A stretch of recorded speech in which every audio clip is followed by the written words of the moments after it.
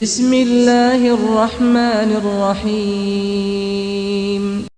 وہ حضرت عبداللہ ابن عمر رضی اللہ عنہ سے مروی ہے کہ رسول کریم صلی اللہ علیہ وسلم نے ارشاد فرمایا کہ المسلم اخو المسلم لا يظلمه ولا يسلمه ومن كان في حاجة اخيه كان الله في حاجته ومن نفس عن قربة من نفس عن مؤمن قربة نفس الله عنه قربة من قرباته يوم القيامة ومن ستر مسلما ستره الله او كما قال صلی اللہ علیہ وسلم۔ ترجمہ یہ ہے کہ ہر مومن دوسرے مومن کا، ہر مسلمان دوسرے مسلمان کا بھائی ہے، اور بھائی ہونے کے تقاضے اللہ تعالی حضور اقدس صلی اللہ علیہ وسلم نے اس حدیث میں بیان فرمائے کہ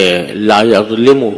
پہلی بات تو یہ ہے کہ وہ کبھی کسی دوسرے مسلمان پر ظلم نہیں کرتا، نہ جانی ظلم کرتا ہے نہ مالی ظلم کرتا ہے، ولا یسلمہ، اور اسے ظالم کے قبضے میں چھوڑتا نہیں۔ یعنی اگر کوئی شخص کسی دوسرے کے ظلم کا شکار ہے، دوسرا اس پر کوئی ظلم کر رہا ہے، تو مسلمان اسے ظالم کے پنجے میں، ظالم کے قبضے میں چھوڑتا نہیں، بلکہ اپنی پوری کوشش کرتا ہے کہ اس کو ظلم سے بچا لے۔ اور پھر فرمایا کہ جو شخص اپنے کسی بھائی یعنی مسلمان کی کوئی حاجت پوری کرنے میں لگا ہوا ہو تو اللہ تبارک و تعالی اس کی اپنی حاجتیں پوری کرنے میں لگ جاتا ہے۔ اور اگر کوئی شخص کسی مسلمان کی کسی بے چینی کو دور کرنے میں لگے، کسی بھی قسم کی بے چینی لاحق ہے تو اس کی بے چینی کو دور کرنے میں لگے تو اللہ تعالیٰ قیامت کے دن اس کی بے چینیوں میں سے کسی بے چینی کو ختم کرے گا۔